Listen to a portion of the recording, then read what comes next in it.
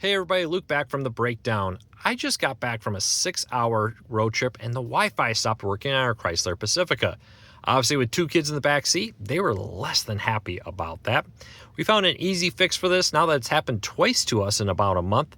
I'm going to show you how to re-enable Wi-Fi Hotspot if it's been turned off, and tapping on the enable does nothing like it did for us. Looking online, I found several people had the same problem.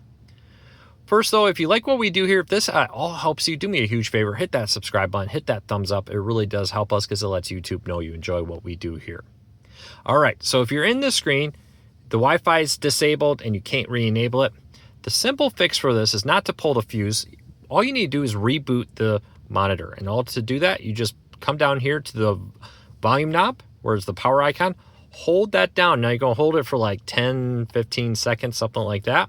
Just keep holding that button. Eventually the screen is going to go black here and it's going to do a full reboot. There we go. Once it goes black, you can take your finger off and the Chrysler logo will reappear in a second. It's doing a full reboot here of the system. And that reboot seems to address the issue and allow you to re-enable Wi-Fi. Now we've had this happen a couple times in the last month, which is very weird because I also have a Ford Expedition that gets AT&T Wi-Fi. They're both on the same account. The Expedition's never had this issue, but my Chrysler's done it several times in the last month or so that we've owned it. But the good news is that you can easily get this back working without any problems. So once you get here, go up to this, and there you go. You see it's off right now. Just, gotta go in here. Tap on enable Wi-Fi. Let me mute that. And there you go. You are now enabled on the Wi-Fi. Your Wi-Fi should be working. You see my icon is back to that. If this does not fix it, you may need to get an appointment with a Chrysler dealership to have them look at it.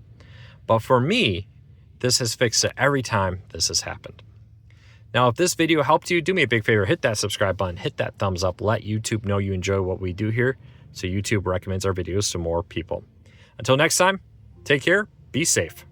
We'll talk to you real soon.